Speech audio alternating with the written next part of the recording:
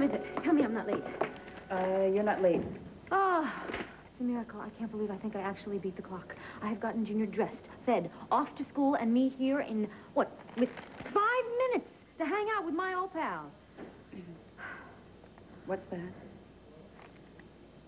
This is Junior's lunch. So much for perfectionism. I guess I'll just drop it off at his school on my next break. Oh, yeah. So, on to the next event, huh? The double date. This is what I wanted to talk to you about. Imagine this.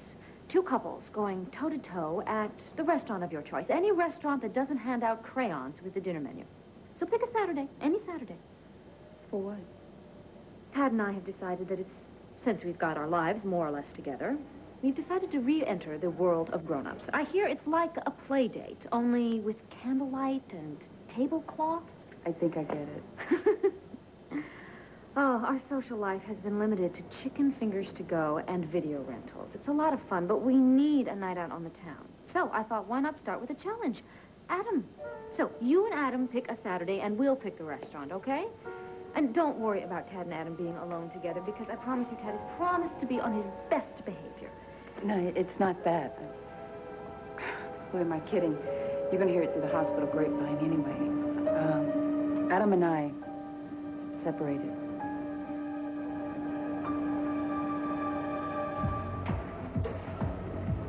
Brooke. What a sight for sore eyes. Oh. Were you here to work out? Yeah. No, I'm not quite up to the stair climber yet, but, you know, give me a few weeks. How you doing? Okay.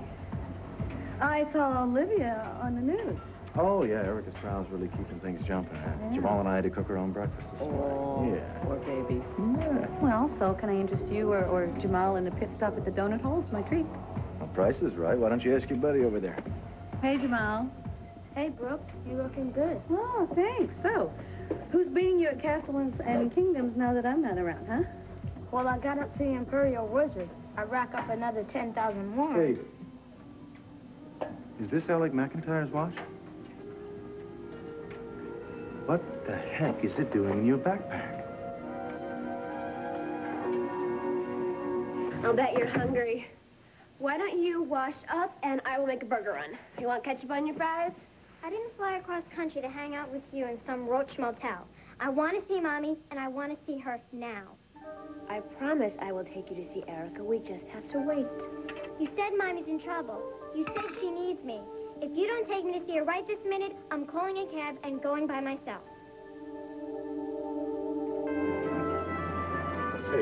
I don't know about you, but I smell justice in the air. Oh, please, it's not over yet. I haven't won yet. I still have to testify. Well, if you do a performance like you did in that run-through yesterday, you're home free. Amen. Listen, Erica, I'm standing by you. You have to remember this every single inch of the way. Thank you. The only one thing I want you to remember is that you're going to have to sit through Richard Fields hamming it up on the stand. I hope you're okay with that. Well, I certainly don't have any choice about that, do I? No, unfortunately, we need him to clock the onset of your disorder. Could get hairy. Well, Richard Fields is a nobody. And I'm Erica Kane. Damn right. Don't forget it. Let's rock and roll. Okay. See you then. All right. I'll be right there.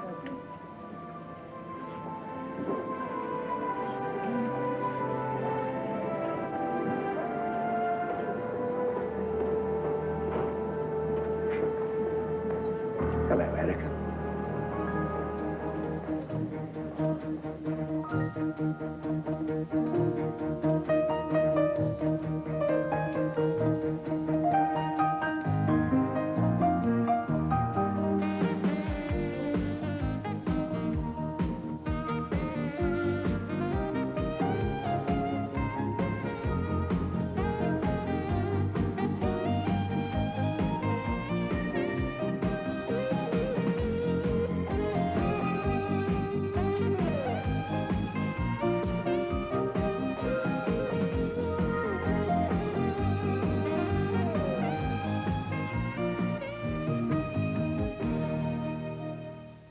All My Children, brought to you by Pull-Ups Training Pants. Go on like underwear, protect like a diaper. Pull-Ups for boys and girls.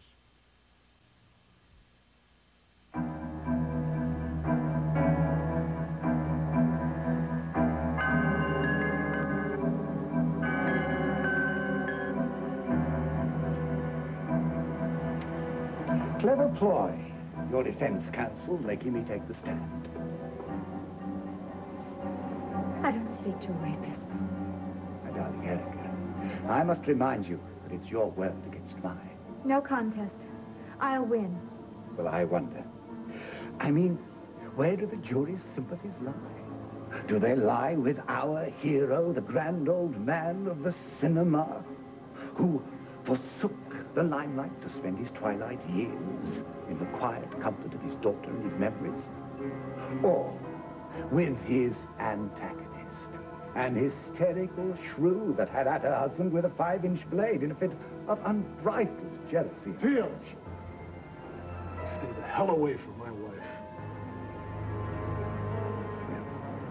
If you'll excuse me, my public awaits.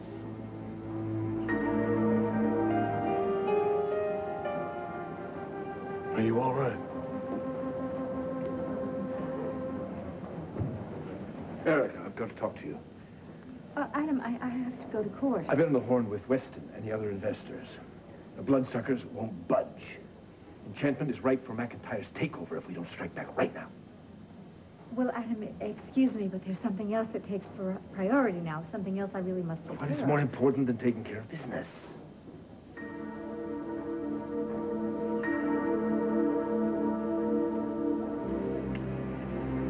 Chandler, have you heard from Gloria? Suffice it to say, she's alive. And well. Ms. Fry, is the defense prepared to call its first witness? Yes, Your Honor. The defense would like to call Dr. Arthur Gould to the stand.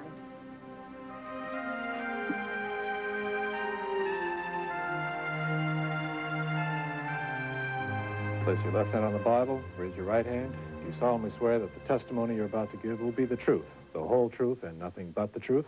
I do. Be seated. What's rattling your cage there? That old cretin. By the time Olivia's done with him, he'll wish you were back in Hollyweird. Could you please state your name and occupation for the record? Dr. Arthur Gould, Chief of Psychiatry at Oak Haven Hospital. And could you state your relationship to the defendant? Erica Kane is my patient. When did Miss Kane first come to you seeking psychiatric treatment? Winter of 1992. Miss Kane was airlifted from Budapest to my facility suffering symptoms of trauma as a result of prolonged physical deprivation. What are the symptoms? Severe shock, disorientation, retrograde amnesia. I initially treated Miss Kane as an inpatient. When her progress warranted it, she was released and treated as an outpatient. Her last session during that period of treatment was March 3rd, 1993. And has Miss Kane been in your treatment since that time? December 14th, 1993, Miss Kane was admitted to Pine Valley Hospital, suffering symptoms reminiscent of her prior illness. I was called in, and she has been in treatment with me up to the present time. And what was your diagnosis? Erica was, and is, suffering from post-traumatic stress disorder. Could you please define in lay terms what post-traumatic stress disorder is? Post-traumatic stress disorder is a form of anxiety that occurs after a particularly stressful or frightening event. Such as? Psychiatric community became familiar with this disorder, treating war veterans for shell shock or battle fatigue.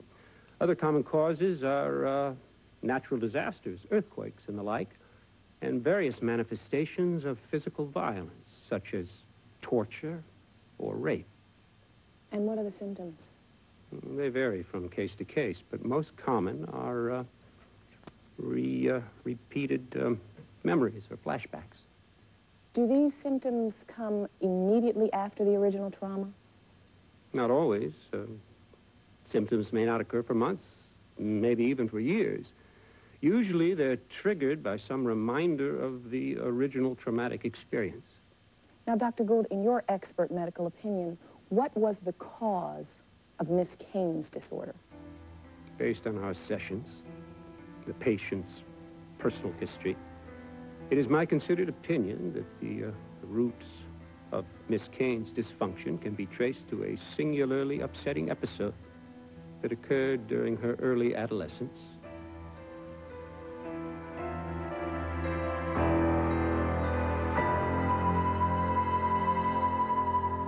You cannot call Erica during her trial. I can dial direct to her cellular. I have the number. She said I could call any time, day or night. That was before she did her little hatchet job on Dimitri. Look, the way things go for Mom in court now means the difference between a 10-year stretch and a life in prison. Still want to make the call?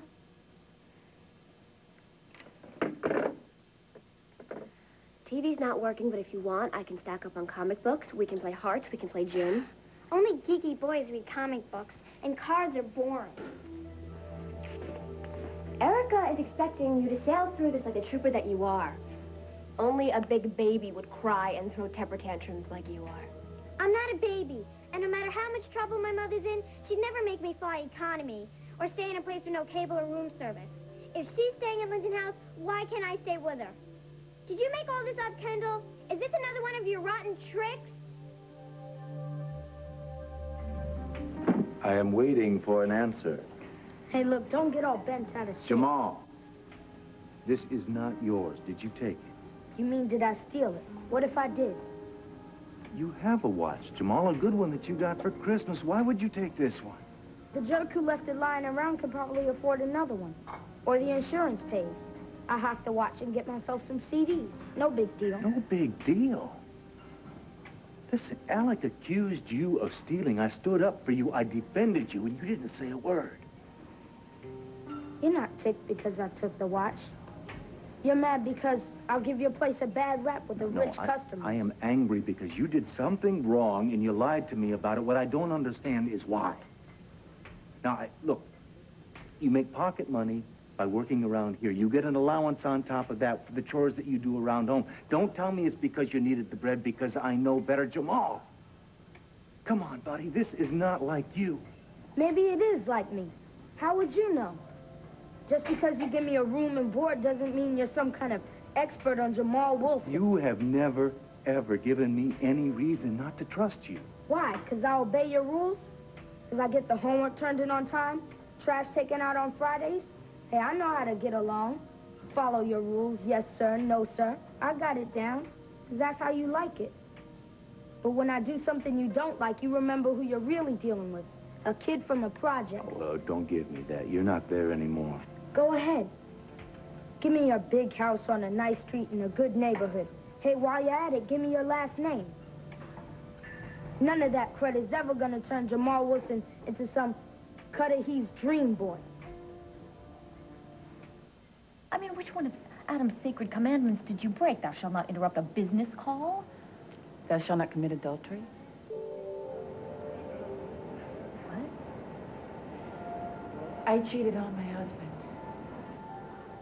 Gloria. I tried to be faithful. I did, but I gave in. I slept with Alec McIntyre. So you see, this is one broken marriage that you can't blame on Adam. No, I brought it on myself. Just wait. You just back right up here, okay? Now, for you to marry Adam, that was a very, very big step, okay? You pledged him your heart and soul, whether or not he deserved it, and you meant every word. So for you to turn to somebody else, that other person must have meant something to you, am I right? How much does Alec McIntyre mean to you?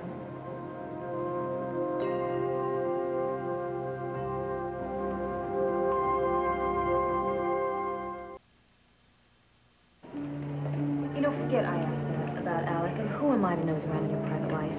My best friend. And at the rate I'm going, probably the only one I have left in Pine Valley. Look, I want to tell you everything. I have no idea where to start. Well, this is as good a place as any. I mean, to a lot of other people, I represent the other woman from hell, so I certainly can't preach at you. All I know is that sometimes we think that we can control things, and then life comes around and hits us in the head, and we find we don't know if we're coming or going or how we feel. The only thing we can do is just sort of wait it out and see what life looks like when the dust settles. Okay. But what do you do while you're waiting? You hold on to somebody that you love. And if that person is Adam, then I suggest that you get back in there and fight for your marriage. But if it's Alec, I think that you owe it to yourself to be honest about that. But whichever way the wind blows, okay, it's just a matter of following your heart's desire. Sounds really simple, huh? You know, the accident made Adam and me strangers. I was very lonely. And so I turned to Alec. And he made me feel needed and wanted. I think it meant more to him than it did to me, because to me, it was just a one-time thing. I mean, there's no way I could love Alec the way that I love Adam. Well, have you told Adam this? Yes, I have. And I begged him to forgive me. But I think he's a little too hurt and a little too angry right now, and I don't blame him. Well, I certainly can. You go to that man, you beg him on your hands and knees to forgive you, and what did he just blows you off? Gloria, if that's the kind of man that Adam still is, don't you think that maybe you're better off without him? Guess the cat's out of the bag. I'm not the perfect kid you took me for. I never thought you were perfect. We're talking about what you did, not who you are. Same thing. Not where I come from, it isn't. Good thing you found out before you made the setup permanent. Adopt a troublemaking punk like me? Who needs the hassle? But I'll tell you what, you're sure not racking up any bonus points right now. You go wait in my office till I can figure out what to do about this. Hope you remember to lock your desk.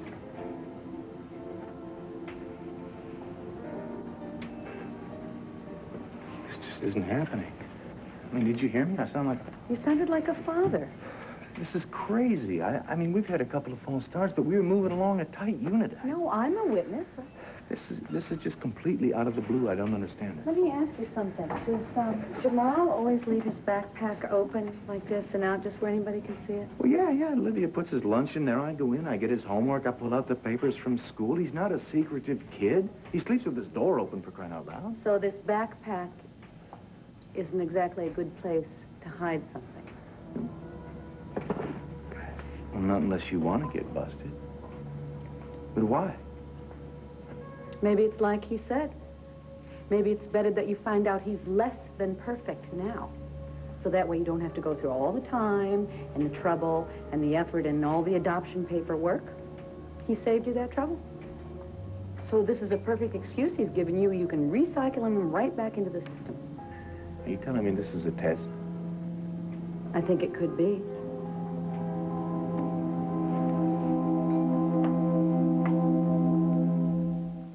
Dr. Gould, when did you first begin to suspect that Erica Kane was suffering from a repressed emotional trauma from her adolescence? During our first sessions, just after her ordeal in Budapest. As I mentioned, Erica was suffering from amnesia. Certain events that she was either unwilling or unable to cope with were blacked out. Like a tape that's been erased? No, the information is there, but the subconscious denies the conscious access. Now, Miss Kane's experience in Budapest was a nightmare by anyone's standards. She was trapped in a vault. She was deprived of light, food, water, all human contact. Her behavior afterwards, the anxiety, the memory loss, is that characteristic of people who suffered in other traumas like this? With one exception. Erica couldn't bear to be touched. She recoiled at the slightest physical contact, indicating that sometime in her past she'd been violated. Is this sort of behavior characteristic of psychiatric patients who've suffered a repressed emotional or physical trauma? Absolutely. We saw it all too often in female concentration camp survivors who'd been sexually molested by the prison guards. Now, insanity is the inability to distinguish between right and wrong in a given set of circumstances. Can post-traumatic stress disorder create these circumstances? If the patient is in the throes of a flashback, absolutely. Could you please define for us the clinical definition of a flashback? The reliving of a specific event so vivid that the patient cannot distinguish between the memory and reality. He or she is literally in the moment, living the memory in the present time. There's no way that a patient could be held responsible for what he or she did during such an episode. Objection, speculation. I have nothing further. Your witness, counselor. Dr. Gould, on the subject of Miss Kane's purported amnesia, was it of lengthy duration? No, as stated, it was temporary, a matter of days. Yet Miss Kane opted to extend this memory loss, didn't she? Feigning amnesia well after her memory had returned. Psychiatry is not an exact science, Mr. Tanner. It is difficult to pinpoint the exact date. Just answer the question, yes or no, Doctor. Did the defendant fake her own amnesia? Later, yes, but her behavior must be Gould, taken you're in at the context. top of your field. Now, with all your medical expertise and credentials, were you taken in by the defendant's bogus memory loss? Yes, but technically speaking... Well, technically, if she was able to fool her friends, her family, and her learned psychiatrist into believing she still had amnesia, isn't it possible this alleged post-traumatic stress disorder is just another calculated fake-out on her part?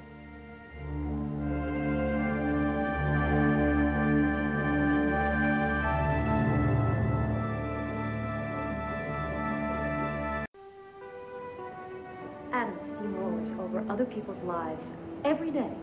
And we're just supposed to forgive and forget, so you made a mistake? And what, you're unforgivable? Don't you think those standards are a little one-sided? We were happier than we've ever been. Adam had actually been very sweet and generous. We were even talking about babies. Oh, yes, Adam is all sweetness and light when it comes to making babies. He wants his women to keep cranking out sons, heirs, until he gets one that's a carbon copy of him. But as soon as that baby is born, the women are no longer needed. Even though we kept talking about the future and babies, we never really had a honeymoon because of the accident. Well, you know, if it hadn't been for the accident, he would have created some other crisis to test your loyalty. The women who have flunked his test read like a who's who of Pine Valley, so you're in good company, if that's any comfort. Well, so now what, huh? I don't know. What about Alec? Does he love you? He thinks he does. You know, I know Adam is no day at the beach, but I can't help the way I feel about him. I really can't. I could just kill Alec McIntyre. My life was perfect until he came along and he ruined everything. Well, maybe it wasn't as perfect as you thought. I mean, I never thought that you and Adam really belonged together. I did. I still do.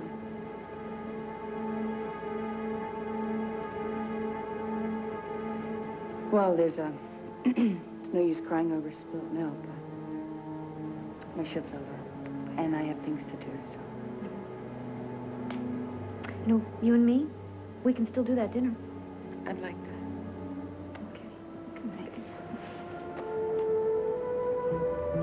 Thank you, Dixie.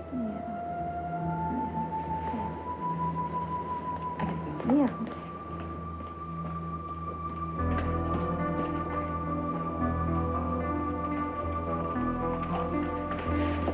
Miss Cooney. Yes. I'm Alec McIntyre. Lying low was Mom's idea. Linden House is crawling with reporters. She didn't want us to be asked all kind of personal questions from tacky journalists. Try to think of us as a hideout. What's the matter with the Valley Inn? At least it has a restaurant. The Valley Inn is too obvious. Who would think to look for us here? No one. Am I Erica's only daughter that inherited her sense of adventure? I have a stack of quarters. There are all sorts of vending machines we can pig out on candy, soda. I don't want to get all fat and pimply. I want to see Mommy. I've seen those trials on TV. The judge bangs a hammer and calls recess, like school, so you can go to the little girl's room. You said you wanted to surprise Mommy at court, and that's what I'm going to do. Oh, Bianca, wait! Your Honor, the defense would like to move that the prosecution's last question and the response be stricken from the record. There is no basis for challenging the diagnosis of a medical expert. Objection I don't sustained. see Kendall. The jury will disregard surprising. Mr. Tanner's last I question. thought nothing would stop Mr. Kendall Tanner, from watching need I her Father's caution Day you? in the No sun. need, Your Honor. Prosecution is satisfied. No further questions. The witness may step down. The defense is asked to call its next witness. Thank you, Your Honor. The defense would like to call Richard Fields to the stand.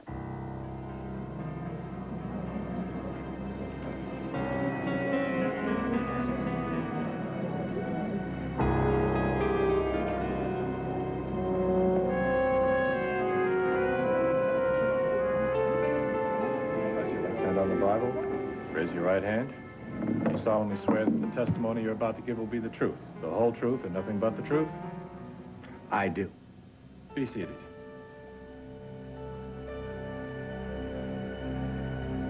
Could you please state your full name, your address, and your occupation for the record? Richard Mycroft Fields. The Pine Cone Motel. Roughing it, rather. Occupation, actor. Do you have a good memory? Well, I've never fluffed a line or missed an entrance yet. Do you remember meeting Erica Kane? Indeed, I do. Can you recall the circumstances? Her father was a very dear friend of mine, the renowned film director, Eric Kane. We made a picture together, one of my finest. Inspector Bloodworth, I believe. Perhaps you've seen Mr. Fields, when did you meet Erica Kane? 24 years ago, on the occasion of Erica's birthday. Her father feted her at his home, a charming little bungalow nestled in the Beverly Hills. We don't throw parties like that anymore. Mr. Fields, I'd like to call your attention to the occasion of Erica Kane's 14th birthday. Aside from yourself and Erica, it's my understanding that there were no other guests in attendance at that party. Is that correct? Objection, Your Honor. Defense counsel is padding the testimony with irrelevant questions. Sustained. Do you mind cutting to the chase, Miss Fry? Not at all, Your Honor. Mr. Fields, on the occasion of Erica Kane's 14th birthday, did you rape her?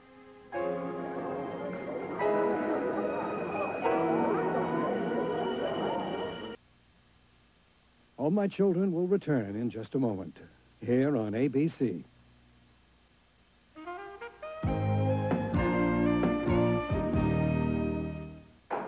Your Honor, Miss Fry is asking the witness to confirm confession of a felony offense.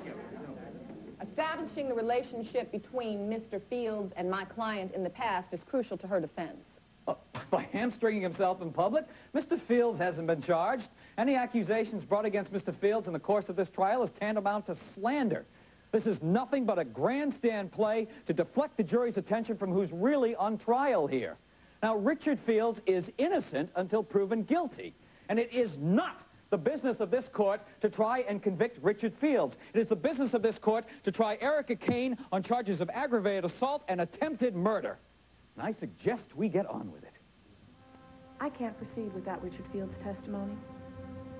Erica Kane is diagnosed with post-traumatic stress disorder. Now, the onus is on the defense to prove that the roots of her illness date back to a traumatic event on her 14th birthday. The burden of proof is also on the defense to show that that single life-threatening event is linked to an event which transpired 24 years later when it is alleged that Miss Kane stabbed her husband. Now, it's my contention that Erica Kane suffered from a single, specific traumatic event. Richard Fields' testimony provides the crucial link between the past and the present.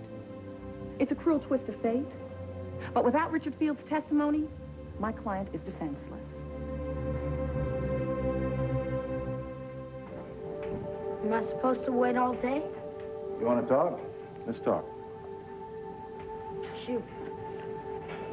You brought up adoption. It's a very big step for you, for Livia, for Terrence. To be a member of the family, you're entitled to all the privileges. What's the catch? House rules. If you break them, you're busted. Now, I want you to know that going in. Now, Jamal, we really and deeply and honestly want you to become a permanent member of our family. But if you're against that, if it's not what you want, if you want to go on to someplace else, we won't like it. But we'll help you to do it. That's it? Not quite. There are two rules that are absolutely not negotiable. No lying and no stealing. Any questions? No lying, no stealing. That's cool. Not so fast. There's still the question of this watch. Now, you and I are going to pay a visit to its rightful owner, and you are going to apologize. No way. Can't you just say it was found in the lost and found or something? No way. Oh, man. Now, you go wait in the car.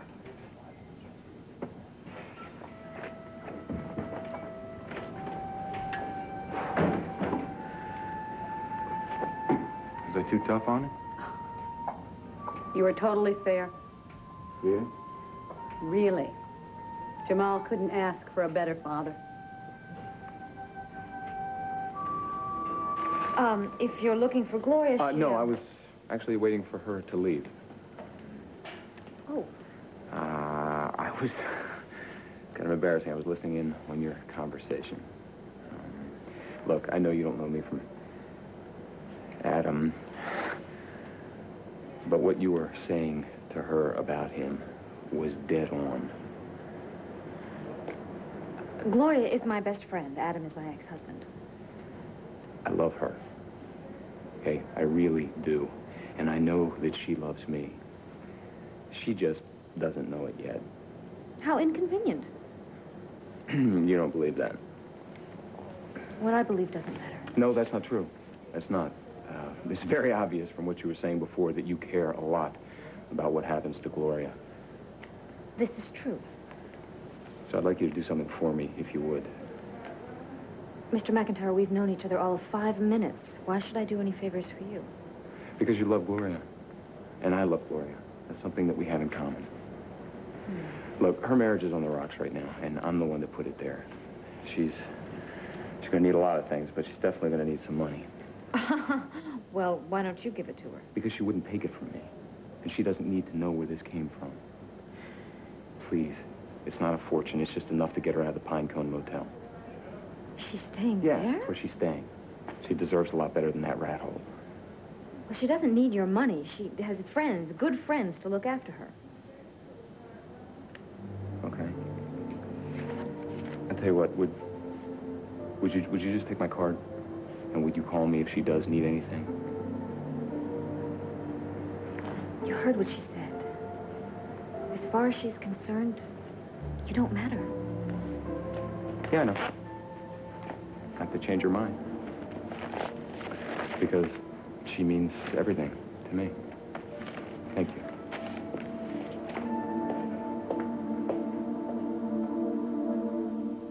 How were you going to get to the courtroom? I have cab fare.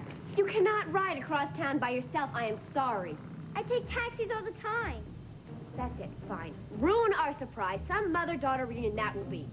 Erica in court, surrounded by lawyers, flash bulbs going off, reporters trying to stick microphones in your face to get a soundbite for the 6 o'clock report. Brilliant, okay? That'll be real quality time, Bianca. Oh, all right. I'll stay. Good. Now wash up and I will get us something to eat. Low fat. Fine. Promise you will not pull a disappearing act on me while I am gone? Promise? Promise. Just chill out. Bianca.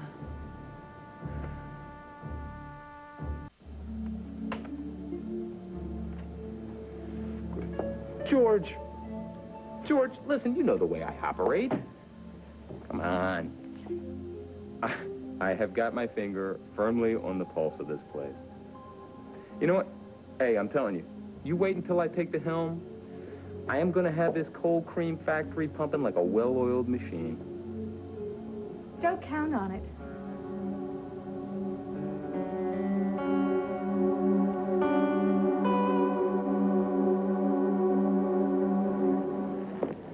I'll tell you what, I'll spring for the chili dogs. Chili dogs? Trevor, I think we deserve a little bit better than that. Oh, what's better than a good old chili dog, huh? Onions on top, a little Saved by the cheese, bell. maybe. Excuse me for just 1 second. Montgomery here. You would better level with me.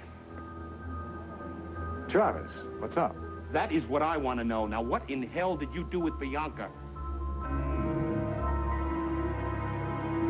Dimitri, hi, it's Gloria. Gloria, are you all right? Yes, I'm fine. Look, I'm at the Pinecone Motel, and it may or may not be anything, but Kendall Hart has a room across the way from mine, and Bianca's with her.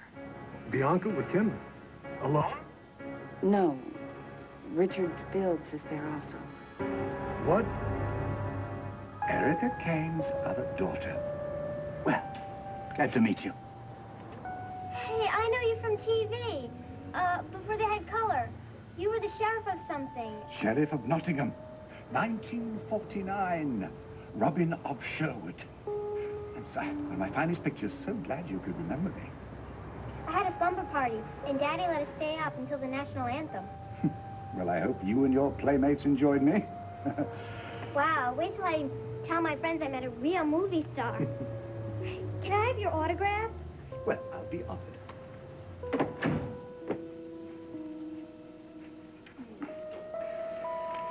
And here we are. Well, you are your mother's daughter, aren't you? Same silken hair, same fire in the eyes. Now, my guess is that you're just a little younger than Erica was when first we met. Why don't you come and sit beside me, Poppet? Let me get a closer look at you.